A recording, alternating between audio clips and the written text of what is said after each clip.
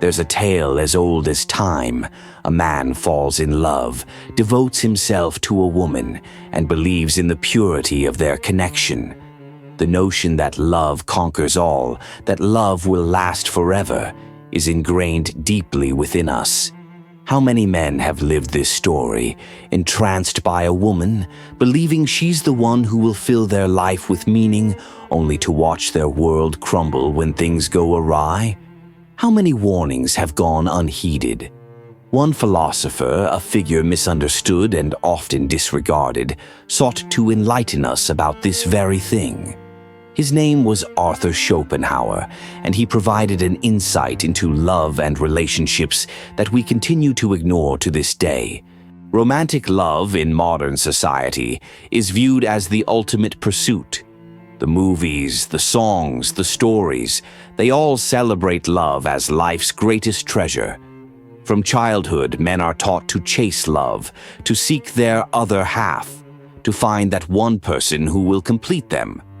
Love is often portrayed as a sublime experience, one that can fill the heart with joy and meaning. We search for it, yearn for it, and when we find it, we are consumed by it. Yet, when it disappears, when it fades, we often feel as if the world has come to an end. The weight of heartache can feel unbearable. But what if this love, the one that seems so magnificent and pure, is nothing more than an illusion? What if it's a trick, a deception? Schopenhauer warned us long ago that this idealization of love was nothing more than a grand illusion. While others praised love as the essence of life, Schopenhauer saw through the veil. He questioned why it had such an overwhelming grip on our hearts and minds.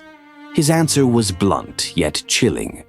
Romantic love, in its purest form, has little to do with the personal joy of the individual and everything to do with the continuation of the species. It is not the grand, selfless bond we believe it to be, but a biological imperative. A force beyond our control, a drive embedded deep within us by nature itself. To Schopenhauer, love was not a sacred union of two souls, but a force that pushes individuals toward one another for a far more primal reason: reproduction. The truth of love, in his eyes, lies not in emotional connection, but in survival. Our instincts, guided by the will to life, compel us to seek partners to propagate the species. And once that has been achieved, the illusion of romantic love fades. The passion, the fire, the burning desire, all of it serves a biological function, ensuring that we fulfill nature's most basic imperative, continuing the cycle of life. It's a hard pill to swallow, but one that Schopenhauer insisted we must confront. When we fall in love, we believe that we are choosing our partner based on personal preference, that we are seeking out someone who will bring us happiness. But Schopenhauer argued that we are not choosing freely at all. Instead, we are being driven by forces beyond our conscious control, forces that serve the greater purpose of life itself. He wrote that our feelings of love are mere illusions designed by nature to ensure that we reproduce. When a man falls in love, it is not because he has found his perfect companion, but because his body, his will to life, has found someone who will help him create offspring. The feeling of love is nature's bait, and it works. Schopenhauer's view of love as an illusion has often been met with criticism. Many would argue that this undermines the beauty of romantic relationships, that it strips away the emotional depth that makes love so meaningful. But Schopenhauer wasn't trying to diminish love. He was trying to explain it in terms of biological necessity. To him, the feeling of love is as much a biological compulsion as hunger or thirst. It drives us to form attachments, to commit to one another, and to continue the human race. It's a force that cannot be ignored, and it often dictates our behavior in ways that we don't even recognize. But what happens once we fulfill nature's design? What happens when we have a child, or when the desire to reproduce is no longer urgent? Schopenhauer argues that this is when the illusion fades. What once felt like the most important thing in the world, the overwhelming passion, the infatuation, begins to wither. It was never meant to last forever. It was simply the means to an end. Schopenhauer's philosophy suggests that men, once they've fulfilled their role in reproduction, often feel a sense of emptiness. The love they once felt, the fire that burned so brightly, is gone. What remains is the harsh reality of their situation. Nature has gotten what it wanted, and now, for better or worse, it moves on. This insight into romantic love is undeniably harsh. To many, it may feel like Schopenhauer is stripping away the magic of relationships, making them seem cold and clinical. But what he's really doing is showing us the deeper layers of our emotional experiences. He's asking us to look beyond the illusion and see the forces that drive us. Love, in its most basic form, may not be the transcendental experience we wish it to be, but that doesn't mean it's devoid of meaning. In fact, Schopenhauer would argue that understanding this deeper reality gives us a kind of freedom. Once we see love for what it truly is, we can begin to see beyond it, to transcend the will to life, and to live our lives with a clearer perspective. Schopenhauer's view of women is similarly controversial, and it's important to approach it with care. He believed that women, like men, were driven by the will to life. However, in his eyes, women were more directly influenced by their biological role as bearers of children. He argued that women, particularly in their youth, were designed to attract men, to ensnare them in the illusion of love, and to ensure the continuation of the species. This, he said, was why women were often perceived as more charming and alluring than men. Their beauty and youth were tools, carefully crafted by nature to fulfill a specific purpose.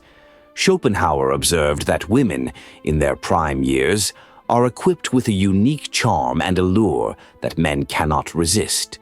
Their beauty and fertility are nature's tools to ensure that men will commit to them, and by extension, to the children they will bear. He argued that once a woman has fulfilled her biological role, the allure fades, and the man is left with the cold reality that what he once thought was a deep, personal connection was simply a biological imperative. Schopenhauer's perspective on women is not one of malice, but rather one of stark realism. He believed that both men and women are subject to the same forces, driven by the will to life, and that love, as we experience it, is ultimately a biological illusion. So what can we learn from Schopenhauer's philosophy? For one, it forces us to reconsider our assumptions about love. We live in a world that idealizes romantic relationships, and many of us chase love with the expectation that it will bring lasting happiness. Schopenhauer tells us that love, at its core, is not about personal fulfillment or eternal union. It is about survival and reproduction. Once we recognize this, we can begin to approach love with a more realistic perspective. We can understand that while love may not be the selfless, eternal bond we imagine, it still serves a crucial role in our lives. We can also learn to accept that the intensity of romantic love is often temporary, and that the sense of loss we feel when it fades is not a failure but a natural consequence of life's impermanence. If this is all making sense to you, hit the subscribe button and join the paradox theory. Thank you. The illusion of romantic love may be one of nature's most powerful tricks, but once we see through it, we gain clarity. We see that love is not the center of the universe, that there are deeper truths at play in our relationships and in our lives. Schopenhauer's philosophy challenges us to confront the hard truths of human existence, to look beyond the illusion of love and see the forces that drive us. It's an uncomfortable but necessary lesson, one that can lead to a deeper understanding of ourselves, our relationships, and the world around us.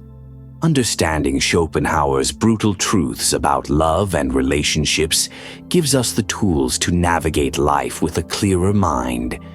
We may never escape the biological drive that shapes our emotions, but by recognizing it, we can gain control over how we respond to it. And in that control, we can find a kind of freedom, a freedom from the illusions that bind us and the clarity to live more intentionally. When we are confronted with Schopenhauer's view of love, we might be tempted to dismiss it as a bitter, overly pessimistic philosophy. After all, our entire society is built on the idea that love is the highest ideal, the ultimate pursuit of our existence. Love is what we dream of, it is what we crave, and it is the very foundation of our deepest emotional fulfillment. To suggest that love is a biological trick, a mere illusion of nature designed for reproduction, can be disconcerting, even unsettling. Yet Schopenhauer's philosophy offers a kind of liberation that few other thinkers provide. The freedom to see the truth, however uncomfortable it may be, and to live life without the rose-tinted glasses of romantic idealism. Schopenhauer's notion of romantic love begins with the premise that humans, like all living organisms, are driven by the will to life. This will, as Schopenhauer described it, is an unconscious force that propels every living being toward survival and reproduction. It is the fundamental energy of life itself, and it is not concerned with the happiness or emotional satisfaction of individuals. In fact, happiness is often an afterthought in the grand design of the will to life. The goal of this force is not to make us happy, but to ensure that life continues. Our desires, our passions, and yes, our experiences of romantic love are all manifestations of this greater will. We may think that we are acting from a place of self-interest, seeking the companionship of others because we genuinely want to connect and experience joy. But Schopenhauer believed that our desires were merely a means to a much larger end. Our pursuit of love is not a personal choice or a romantic endeavor. It is the will to life acting through us, seeking to perpetuate itself through the continuation of the species. This perspective challenges everything we think we know about love. We are conditioned by society to believe that romantic love is a personal, emotional connection between two people, a union of souls, a bonding of hearts.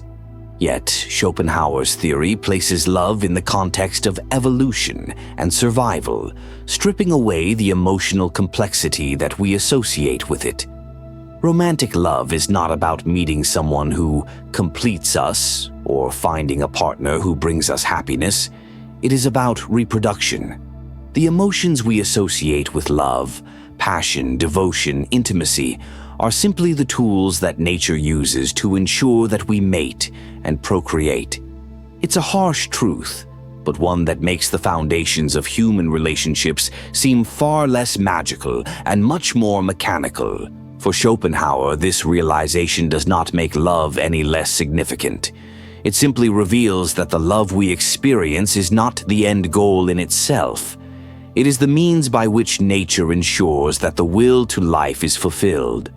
Once we come to terms with this, we can begin to understand that the intense emotions we feel in romantic relationships are not signs of transcendence, but manifestations of a biological imperative.